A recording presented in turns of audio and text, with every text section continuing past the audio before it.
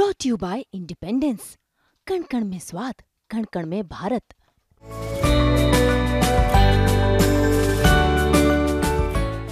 की वंदे मातरम गाण्याला की आपत्ती नाही असं ते इंटरेस्टिंग सर्क्युलर ते इतिहासाच्या कोपऱ्यात कुठे लपलेलं आहे। पण ते मलबार हिलचे या वास्तूच भाग्य लागलं की या ठिकाणी युनियन जॅक उतरून तिरंगा पहिल्यांदा या ठिकाणी फडफडला। बॉम्बे आणि Madras governors will ask to continue till alternate arrangements are made. यंदा आपण आपल्या देशाचा, आपल्या सर्वांचा 78वा स्वातंत्र्य दिन साजरा करतोय। भारताचा हा 78वा स्वातंत्र्य दिन साजरा करत असतानाच त्या पहिल्या स्वातंत्र्य दिनाची, त्यावेळच्या आनंदाची, उत्साहाची, जल्लोषाची आठवण प्रत्येकाला होत राहते। विशेषत्वानं आपल्या आर्काइव्हजमध्ये, आपल्या लायब्ररीमध्ये या सगळ्या संदर्भात खूप सविस्तर पद्धतीनं काही गोष्टी लिहिलेल्या आहेत। मी आत्ता राजभवनमध्ये आहे, मुंबईमध्ये आहे आणि याचं औचित्य असं आहे ते म्हणजे की जेव्हा 1947 साली देशाचा पहिला स्वातंत्र्य दिन साजरा झाला होता, त्यावेळेस विशेषत्वानं मुंबईसाठी एक कशा पद्धतीचं सेलिब्रेशन हवं यासाठीच्या काही गोष्टी या ठरवण्यात आल्या होत्या। हेतू पुरस्सर नोटिफिकेशन काढण्यात आलं होतं आणि महत्त्वाचं आहे ते म्हणजे तब्बल 2 दिवसांची सुट्टीसुद्धा जाहीर करण्यात आली होती। तसंच आपला पहिला स्वातंत्र्य दिन आपण शुक्रवारी साजरा केलेला आहे। या आणि अशा काही महत्त्वाच्या गोष्टी आणि त्याचबरोबर मुंबईत हा स्वातंत्र्य दिन साजरा करण्यासाठी कशा पद्धतीची तयारी केली होती अगदी इथल्या प्रशासनानं, इथल्या सरकारनं, याच्याबद्दलची आपण माहिती घेणार आहोत। आणि जसं मी सांगितलं तसं मी राजभवनात आलेले आहे। त्याचं कारण आहे ते म्हणजे या सगळ्या संदर्भात मुंबई मिररमध्ये एक आर्टिकल छापून आलं होतं आणि या आर्टिकलमध्ये मुंबईतल्या या सेलिब्रेशनबद्दल सविस्तर माहिती दिली होती। पण ज्या लायब्ररी आणि आर्काइव्हजमधलं डॉक्युमेंटेशन आहे त्याच्या आधारे हे आर्टिकल लिहिण्यात आलं होतं आणि हे आर्टिकल लिहिलं होतं ते म्हणजे आपले जे राज्यपाल आहेत त्यांचे प्रमुख जनसंपर्क अधिकारी असलेले उमेश काशीकर सर। तर उमेश काशीकर सरांशी आपण या सगळ्याबद्दल जाणून घेणार आहोत की कशी माहिती त्यांना मिळाली, कसं सेलिब्रेशन झालं होतं, काय काय नवीन गोष्टी होत्या। म्हणजे गमतीचा एक भाग आहे म्हणजे राजभवनात आहोत आपण आणि त्यावेळेचे जे राज्यपाल होते सर जॉन कॉल्विले, तर त्यांना असं सांगण्यात आलं होतं ते म्हणजे की भारत स्वतंत्र झाला तरी सुद्धा ते गव्हर्नर राहू शकतात।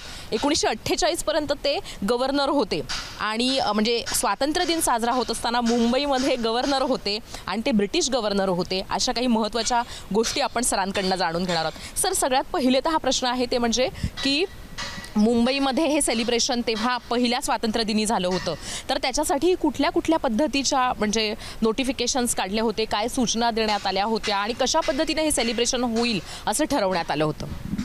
नमस्कार।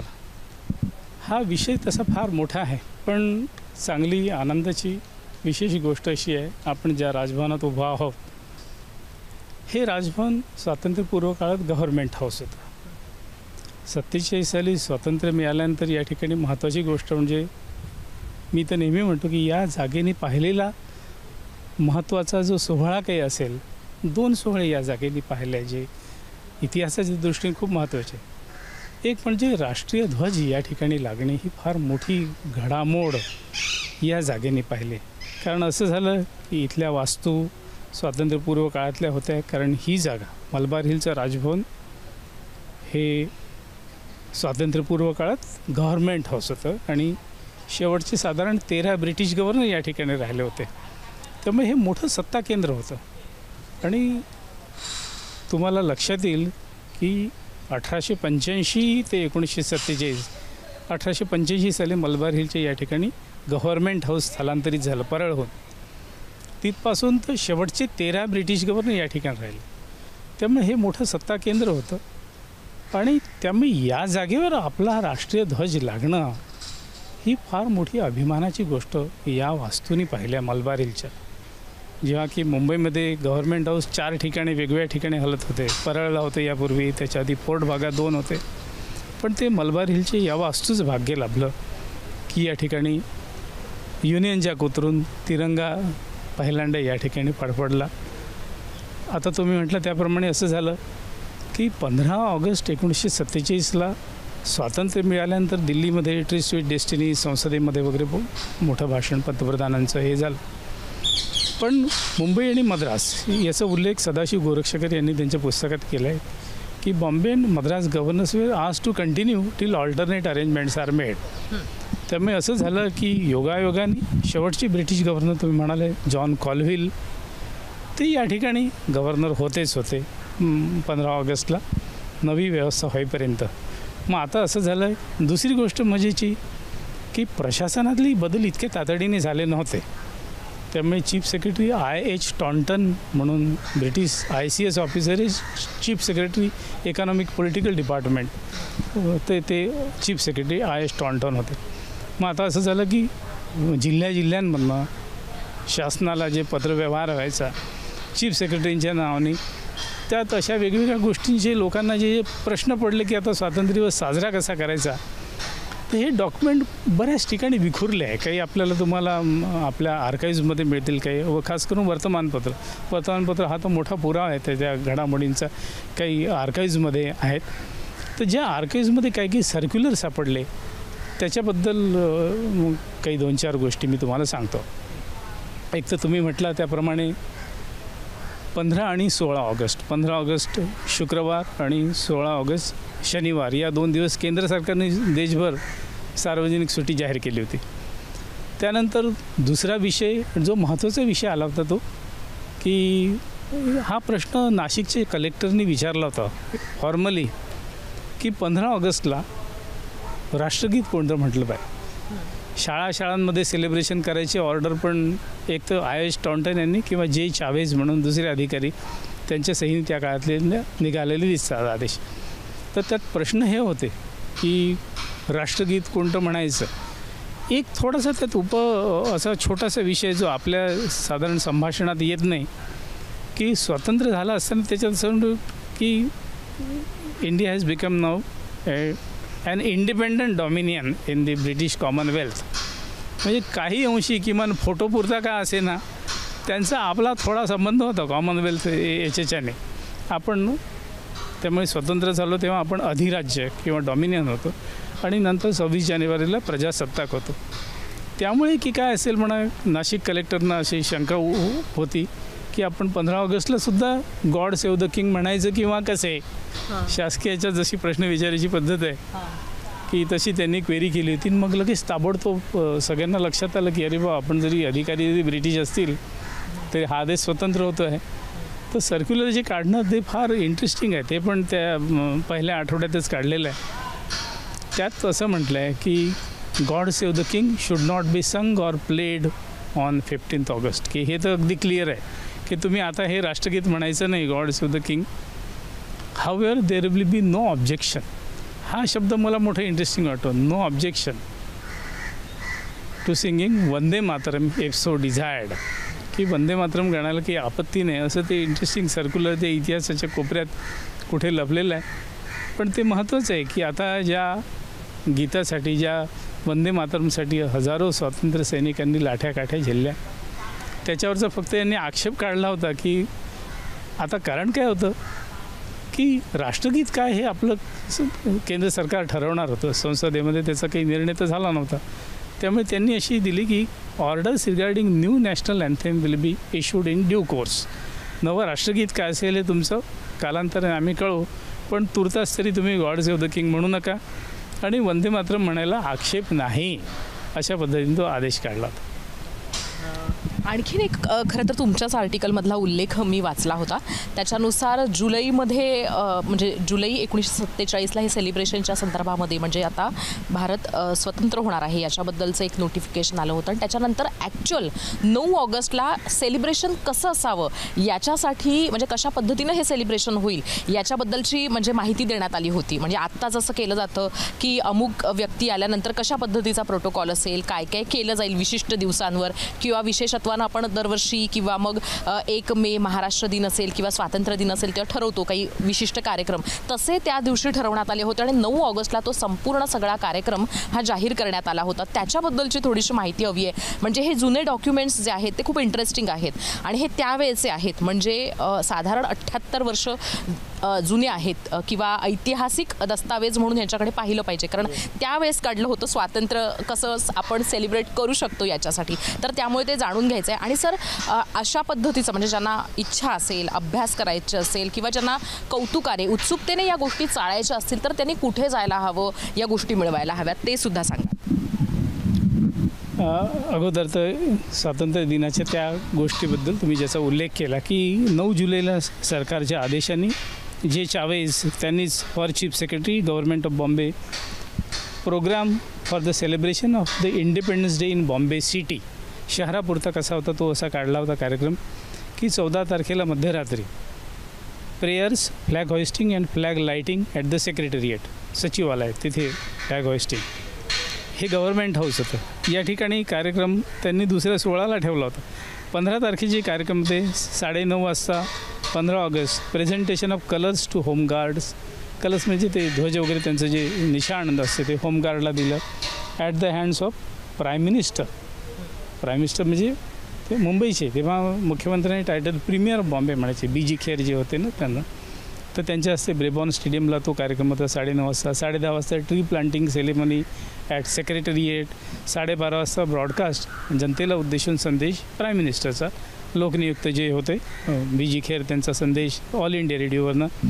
आणि 6 वाजताची वेळ सगळी ठेवली होती की जिल्ह्यात तुम्ही केंद्राशी तिथे जे होणार आहे दिल्लीला त्याच्यानुसारच अनुरूप तुम्ही फ्लॅग हॉइस्टिंग ठेवा. तर आपल्या इथे मुंबईत flag hoisting flag salutation and military parade at the oval असं त्या याच्यात सर्क्युलरमध्ये म्हटलं आहे. आणि 8:30 PM मेयर्स बँक्वेट महापौरांच्या वतीने भोजन समारंभ ते राजभवनला government house reception at government house राजभवनात रिसेप्शन समोरचा जो जलविहार सभागृह आहे ते त्या ठिकाणी होत असतं. आणि 17 तारखेला अजून prime minister party to his excellency governor general त्यावेळी गव्हर्नर जनरल येणार होते माउंट बॅटन असं त्या कार्यक्रमात लिहिलं होतं. ते प्रत्यक्ष आले की नाही डाऊट आहे ते कारण दिल्लीतही बरी धावपळ होती. आणि 9:30 वाजता 17 तारखेला reception bye Muslim chamber of commerce असे जे कार्यक्रम त्या पत्रिका त्यांनी छापली होती. पॉलिटिकल अँड सर्व्हिसेस डिपार्टमेंटच्या वतीने जे चावेज यांनी ही छापली होती. तुम्ही म्हटलं त्याप्रमाणे कागद बऱ्याच ठिकाणी काही स्टेट आर्काइव्समध्ये काही पुराभिलेख विभाग राज्य शासनाचं वर्तमानपत्रांच्या रूपाने आहे काही राजभवनच्या याच्यात आहे. आणि हे थोडंसं प्रयत्नपूर्वक शोधायला लागते. आम्ही राजभवनच्या वेबसाईटवर एक लिंक पण तयार केलेली आहे. त्याच्यात तुम्हाला बघता येते या फाईल अवेलेबल असतील मग त्याच्याबद्दल पत्रव्यवहार करून तुम्हाला ते फाईल शोधून मग त्या ठिकाणी तसं येता येऊ शकतं. खरं तर सरांनी आपल्याला खूप महत्त्वाच्या गोष्टी सांगितलेल्या आहेत. पण सर आणखीन एक महत्त्वाचा मुद्दा आहे ते म्हणजे की 78 वर्ष राजभवनाची ही वास्तू स्वातंत्र्य दिन पाहते आहे. अगदी वेगवेगळ्या पद्धतीनं पाहते. म्हणजे तो स्वातंत्र्य दिन ते आत्ताचा स्वातंत्र्य दिन जसं तुम्ही सांगताय त्याप्रमाणे की पहिलं जे राष्ट्रध्वज जो आहे मुंबईमध्ये तो इथं या ठिकाणी उभारला गेला होता. आज याच्याबद्दलचा कशा पद्धतीनं आपण गोष्टी लोकांपर्यंत पोहोचवतो आहे किंबहुना ही माहिती जी आहे ती किती महत्त्वाची आहे आणि याच्यासाठीचं डॉक्युमेंटेशन कशा पद्धतीनं करण्यात आलेलं आहे. राजभवनात याच्या पद्धतीचं डॉक्युमेंटेशन आहे का ते अभ्यासकांसाठी ज्यांना इच्छा आहे अशा विद्यार्थ्यांसाठी खुलं आहे का. आणि महत्त्वाचं म्हणजे इथे राजभवनात फेरी करायला येणाऱ्या जे सर्वसामान्य नागरिक आहेत तर त्यांच्यासाठी याच्याबद्दलची काही माहिती उपलब्ध आहे का होऊ शकेल का भविष्यामध्ये याच्यासाठी काही प्रयत्न सुरू आहेत का. राजभवन जनतेसाठी खुलं करण्याचा निर्णय फार अगोदर झाला आहे. म्हणजे 7 वर्षांपासून राजभवन हे जनतेसाठी खुलं करण्यात ते काय लिमिटेड स्वरूपात की आमचं ऑनलाईन बुकिंग अशी राजभवन वेबसाईटवर हे केलेलं आहे. तिथे बुकिंग करून त्या दिवशी येता येते कारण इथे येणारे देशभरातनं बऱ्याच ठिकाणून येतात. आपल्या राज्यातले मुंबईतले ते येतात बाहेरच्या शेजारच्या राज्यांमधून येतात दिल्लीवरनं येतात लोक. तर ती सोय आहेच. फक्त एक पावसाळ्याची काही दिवस सोडून मधल्या काळात इथे भूमिगत बंकर सापडलं त्याच्यामध्ये एक क्रांतिकारकांची अशी गाथा तयार केलेली आहे. तर ती पाहण्यासाठी तर जनसामान्यांसाठी तर राजभवन बऱ्यापैकी खुलं झालेलं आहे.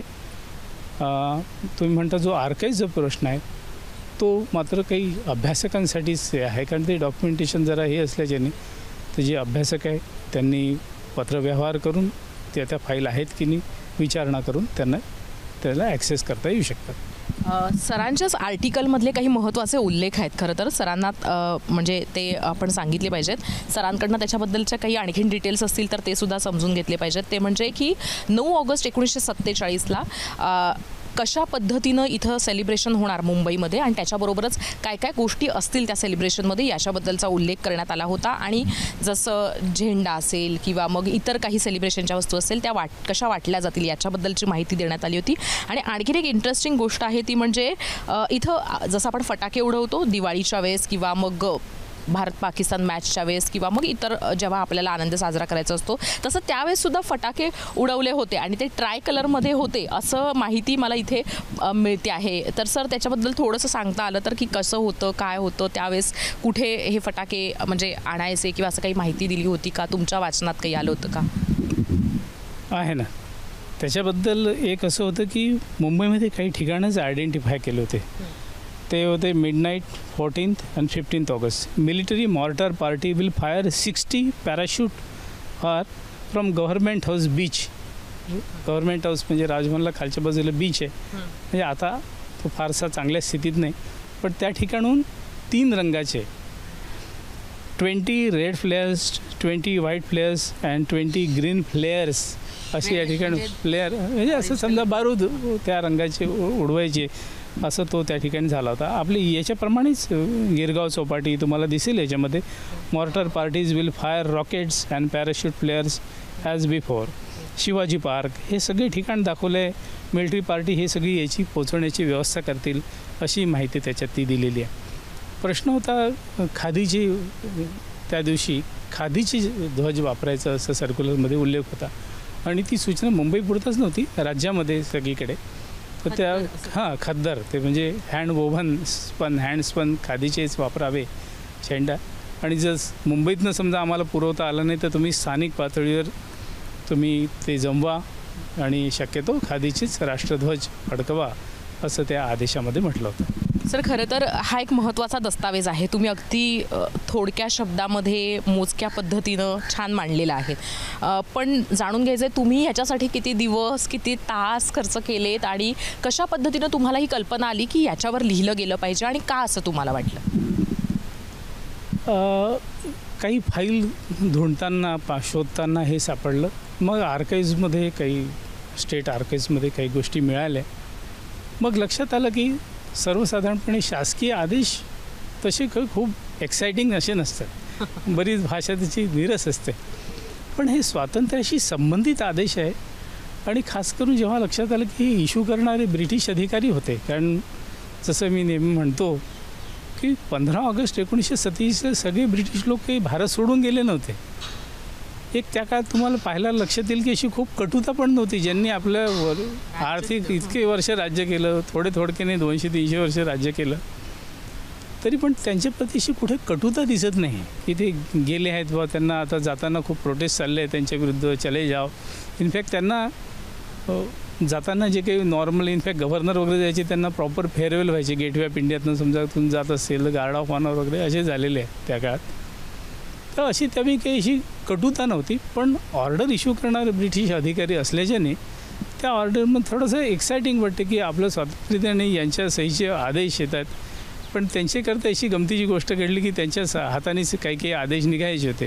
कारण पदांवर, मुख्य पदांवर, चीफ सेक्रेटरीसारख्या पदांवर जसं IS टॉन्टन, चावेज ही मंडळी होती, तर त्याच्याने थोडीशी उत्सुकता चाळवल्याच्याने असं लक्षात आलं की याच्यातनं हा इतिहास समजा थोडा जनतेसमोर गेला. त्या काळामध्ये आपल्याला बऱ्याच गोष्टी शोधायच्या आहे. ॲक्च्युली इतिहासाकडे थोडंसं आपण आता भविष्याकडे पाहताना मागे पाहणं आवश्यक असते.